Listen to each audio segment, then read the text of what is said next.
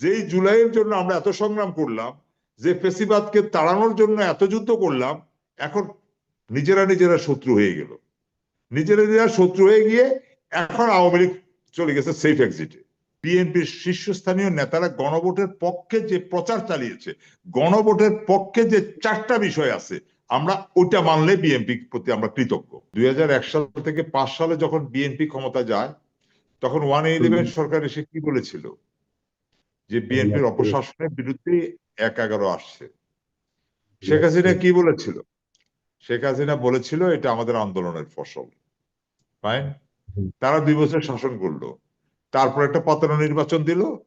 সেই নির্বাচনে সুকৌশলে বিএনপিকে 28 থেকে 30টা সিট ধরাই দিয়ে ফিনিশ। তারপরে শেখ হাসিনা কি বলল?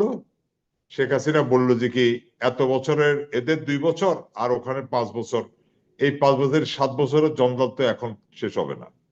ভালো, উনি এটাকে টেনে নিয়ে গেলেন 15 বছরে। 15 বছর পরে ইউনূস সাহেব আসলে, বিপ্লব হলো, ইউনূস সাহেব আসলেন, কি বললেন? 15 বছরের জঞ্জাল, হ্যাঁ, এটা পরিষ্কার করা সম্ভব না। ইউনূস সাহেবকে যেভাবে হোক টেনে হিস্ট্রে নামাই পালানো হচ্ছে, আমি এটাকে এই শব্দের ব্যবহার করব।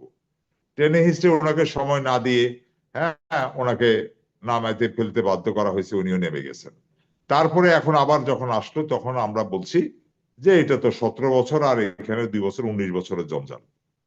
কিন্তু সব কথার মূলে হলো যে আপনার জন্য তো পোয়া বারো, কারোর জন্য পৌষ মাস, কারোর জন্য সর্বনাশ।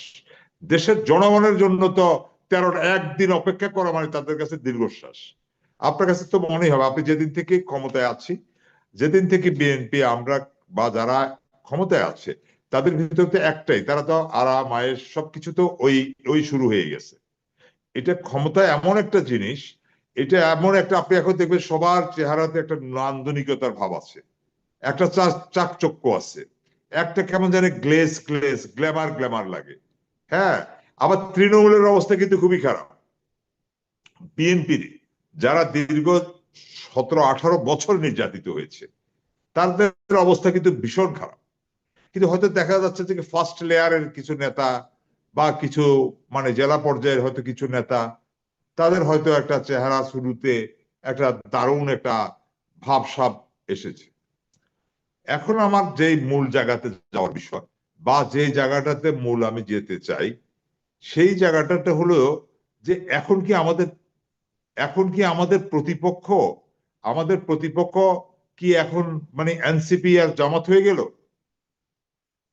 এনসিপি জামাত এখন যে প্রতিপক্ষটা বিএনপির হয়ে যাচ্ছে বা হয়ে গেল, তাহলে এখন দেখা যাচ্ছে যে আওয়ামী লীগ নামের, আমি যেটা ব্যক্তিগতভাবে দেখছি, আওয়ামী লীগের কোনো দোষী নাই। আওয়ামী লীগ নামক কোনো মানে ফেসিবাদ বাংলাদেশে ছিলই না।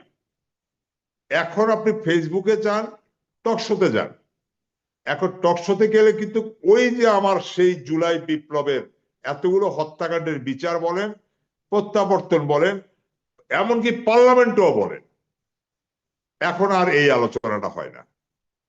দেখেন এই আলোচনাটার মোড়টা ঘুরে চলে গেল কোথায়?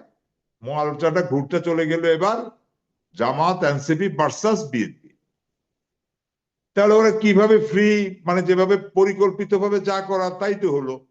এখন মানুষ ভুলতেই বসেছে, যতবার এনসিপি জামাত এবং জামাত বিএনপি কে গালাগালি করুক, যাই করুক, যতবার তাদের আলোচনা হয়, যত তর্ক বিতর্ক হয়, আপনার কাছে আমার মাধ্যমে জনগণের কাছে প্রশ্ন, সেই নেতৃবৃন্দের কাছে প্রশ্ন, কতবার এখন আলোচিত হয় একদিনের ভিতরে যে শেখ হাসিনার প্রত্যাবর্তন কখন হবে, মানে বিচার প্রক্রিয়া কিভাবে হবে, ট্রাইব্যুনালের সংখ্যা কিভাবে বাড়বে, কি হবে, এই আলোচনাগুলো কি এখন আছে?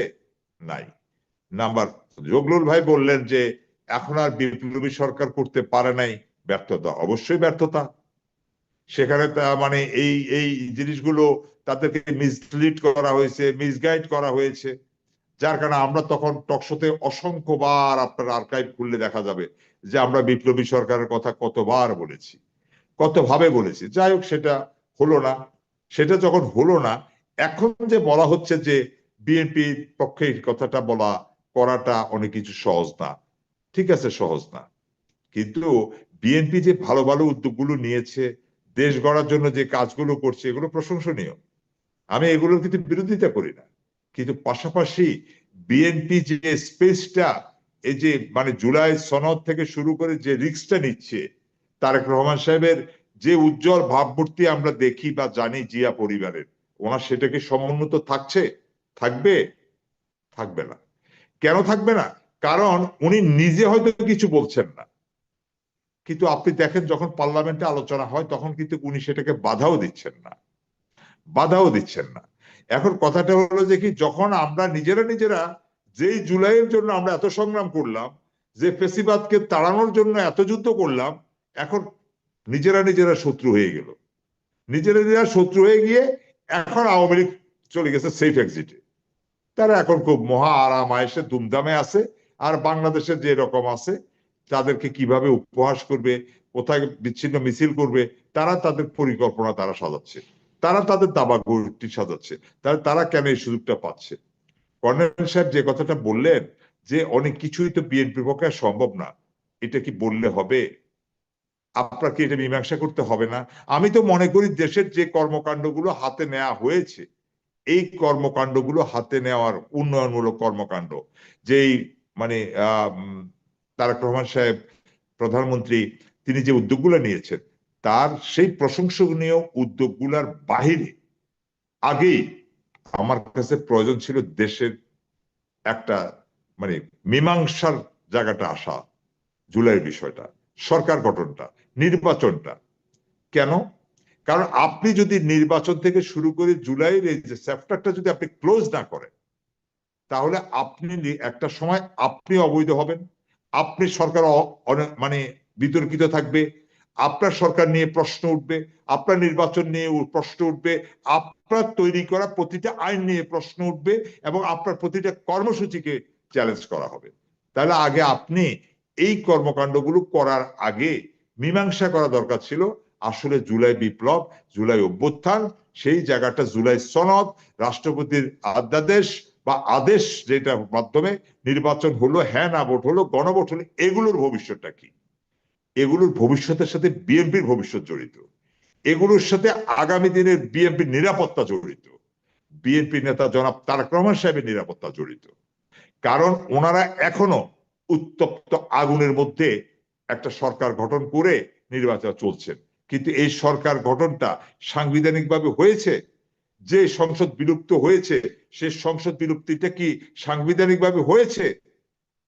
যে সংসদে তারা আবার নির্বাচনটা মানে আয়োজন করা হলো, যে পার্লামেন্টটা ভেঙে দেওয়া হয়েছে, সেই পার্লামেন্টটা কি সাংবিধানিকভাবে হয়েছে? তাহলে সব কিছু বড় বড় অনেক কিছু আপনি অসাংবিধানিক ভাবে রেখে আপনার সরকার পরিচালনার অংশটুকুকে আপনি সাংবিধানিক ভাবে দেওয়ার চেষ্টা করছেন। আমি মনে করি এটা আত্মহত্যার সামিল। একদম এটার সাথে এটার কোনো পার্থক্য নেই।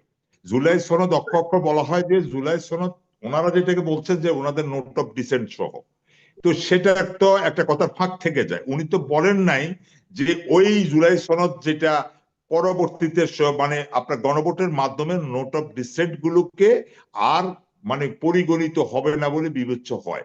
এখন আমাদের জনগণের দাবি যেটা, সেটা হলো যে আপনি জুলাই সনদ মানারই দরকার নেই, আপনি শুধু গণভোটের পক্ষে, যে তারেক রহমান সাহেব সহ বিএনপির শীর্ষস্থানীয় নেতারা গণভোটের পক্ষে যে প্রচার চালিয়েছে, গণভোটের পক্ষে যে চারটা বিষয় আছে, আমরা ওইটা মানলে বিএনপির প্রতি আমরা কৃতজ্ঞ। আর আমাদের জুলাই সনদের অন্যান্য জায়গাটা আমরা দূরেই রাখতে চাই।